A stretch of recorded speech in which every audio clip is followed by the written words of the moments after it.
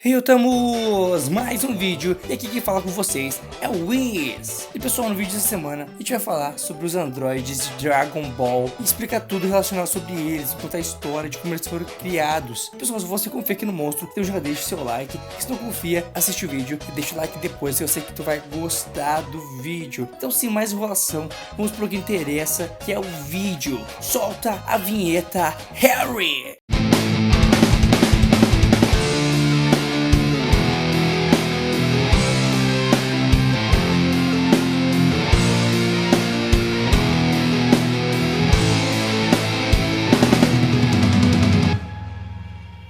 Tudo começa de fato com o cientista-chefe e um dos fundadores da Red Ribbon, o Dr. Gero. E depois de criar inúmeros robôs, os quais sempre eram capturados e usados pelos inimigos contra a organização, ele resolveu mudar sua forma de criação, criando os androides, que eram mais fáceis de controlar, e também criando os ciborgues, que eram meio humanos, meio robôs, que poderiam pensar por eles próprios, sendo assim menos vulneráveis a traírem a Red Ribbon. E junto com o Dr. Flap, Gero cria o androide número 8, que não é um androide e sim um ciborgue, mas isso eu explico depois. Algum tempo depois, Goku destrói a Red Ribbon e Gero tem que se esconder junto com seus projetos em um laboratório no meio das montanhas. Nesse laboratório, o doutor estudou os guerreiros Z por anos, usando um dispositivo de rastreamento extremamente inteligente disfarçado como uma joaninha. Enquanto construía os androides, Gero descobre uma maneira de fundir a célula dos guerreiros mais fortes que haviam pisado na Terra e tentar criar uma entidade de combate suprema. Mas ao perceber que o projeto levaria muitos anos para ser concluído,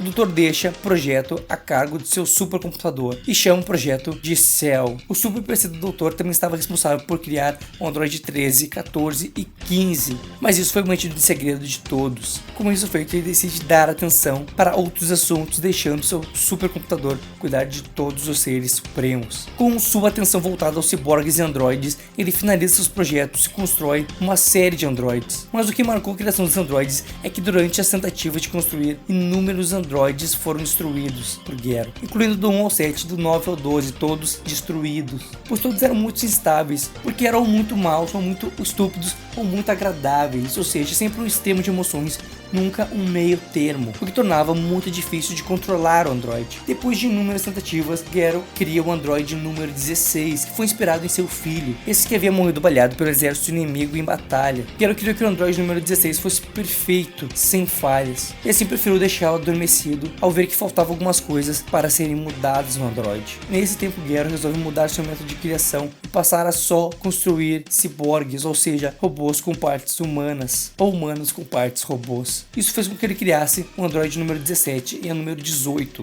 que eram dois irmãos rebeldes com potencial para serem cobaias. A gente conhece eles como android 17 e 18, mas eles são ciborgues. Mas isso eu vou explicar durante o vídeo, não se preocupe. No entanto, o número 17 e o número 18 se tornaram muito rebeldes, pois possuíam um livre-arbítrio da mente humana. Então o Dr. Gero decidiu desativá-los para que pudesse fazer modificações e controlá-los melhor. Nisso, Gero criou um androide número 19, que foi feito a partir de um boneco que Gero pegou como um troféu por invadir uma base inimiga. O androide número 19 foi feito para ajudar Gero em seus planos, embora fosse feito de uma tecnologia muito ultrapassada. E nessa mesma época, o Dr. Gero se transforma em um androide, o número 20, pois sua idade estava muito avançada e ele não queria morrer. Podemos dizer que ele não se transformou em um androide, sim um ciborgue, pois o robô tinha o cérebro do Dr. Gero, ou seja, ele era um ciborgue. Depois o androide número 19 e o Dr. Gero, que está com o nome de androide número 20, começam a atacar a cidade esperando chamar a atenção de Goku, para assim poder matá-lo. E como sabemos, Goku fica doente nessa época e Vegeta assume a luta junto com os guerreiros Z e destrói o número 19. Com isso,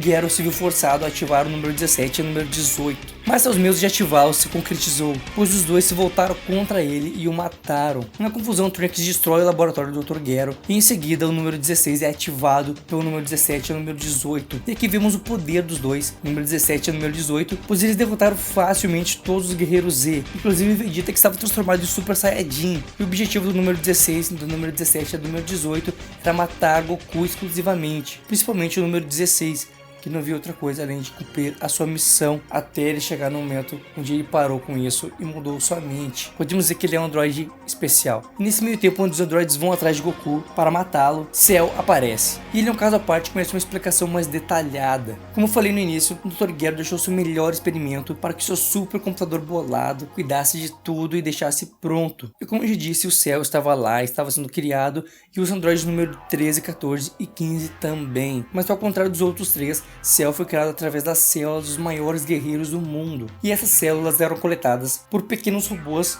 quase invisíveis para as pessoas. E para ser criado, o Cell levou 20 anos. E para deixar bem claro, o Cell que vimos lutando contra os Guerreiros Z é o Cell do futuro de Trunks, que veio para o passado, que é o presente da história, lutar contra os guerreiros. E o Cell do presente, onde se passa a história, foi morto por Trunks e Kuririn quando eles destruíram o laboratório do Dr. Gero, o laboratório subterrâneo.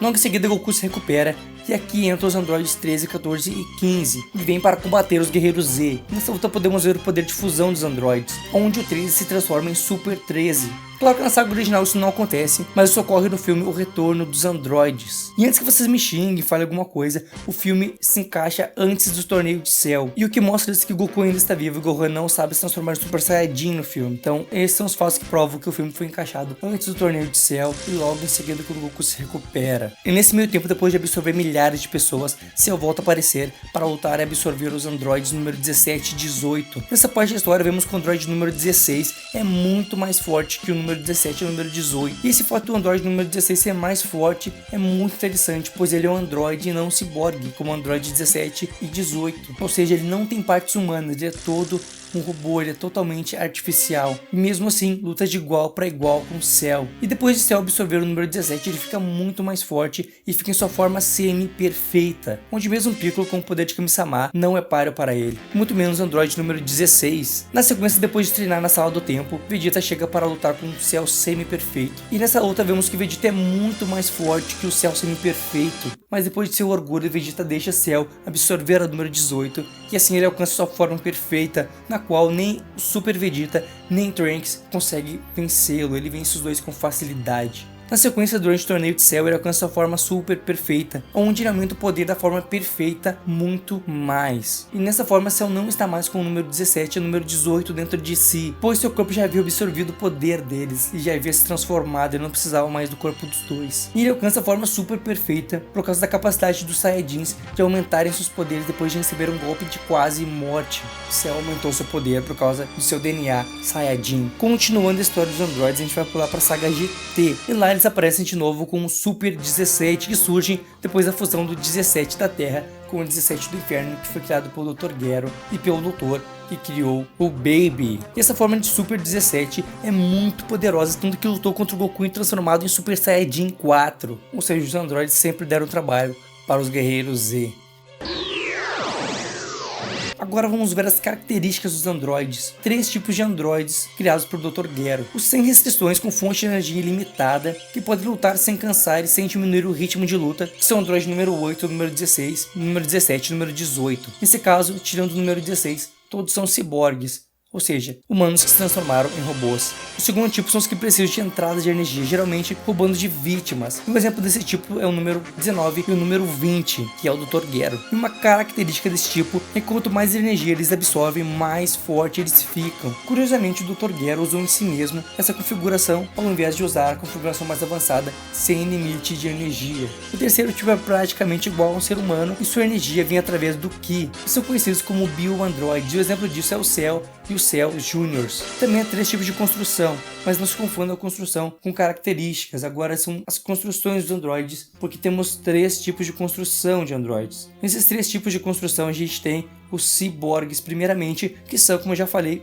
aqui no vídeo, humanos que se transformam em meio humanos, meio robôs, que são o número 8, o número 17, o número 18 e o número 20. E já que são baseados em humanos, eles podem ficar mais fortes conforme seu treinamento. Embora não precisem comer, eles precisam se hidratar, e por suas células serem modificadas, elas se deterioram muito lentamente, então eles demoram muito mais para envelhecer. O outro modelo é o Android, que é construído totalmente de forma artificial, como o número 13, 14, 15, 16 e 19. também tem a Arelle, que aparece no Dragon Ball clássico. Por alguma razão, os tipos totalmente artificiais têm uma substância líquida rubra dentro de si, que parece um sangue e possivelmente seja um tipo de óleo. E por fim, temos os bio-androids, como eu já falei aqui, que são androids construídos por engenharia biológica. Tecnicamente não são androids, são seres, porque não têm partes mecânicas dentro de si, e sim tem uma base humana. E aqui temos todos os androids que já passaram por Dragon Ball. Lembrando que eu não botei que passaram por jogos ou Dragon Ball Heroes, é só Dragon Ball e alguns filmes.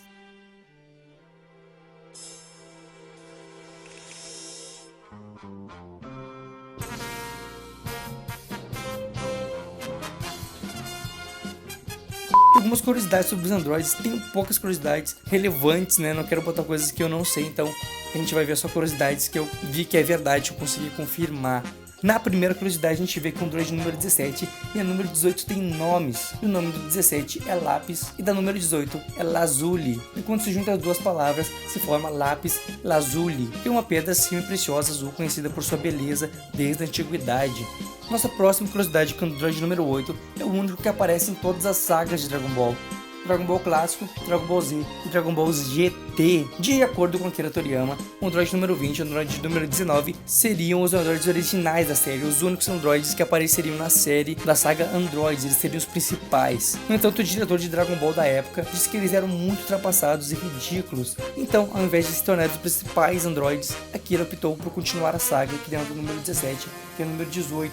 Pelo que pesquisei aqui, mas não é muito confirmado, que dizem que o android número 17 e o número 18 também não estavam agradando os diretores, pois eles não eram maus, eles eram androides bons, eles não tinham uma maldade em si, eles faziam coisas que não eram de muito maus. Vegeta era muito mais mal que eles nunca mataram ninguém só por matar, e assim ele criou o céu, tanto que ele não gostava de desenhar o céu, porque tinha um monte de manchas e um monte de coisas que demoravam tempo para fazer. Então assim pessoal, espero que vocês tenham gostado do vídeo, espero que vocês tenham se divertido olhando o vídeo e aprendido alguma coisa, e que esse vídeo possa ajudar vocês a ter uma semana boa. Lutem pelos seus sonhos, batalhem, vão atrás e corram atrás de seus sonhos e não deixe nada nem ninguém atrapalhar o sonho de vocês.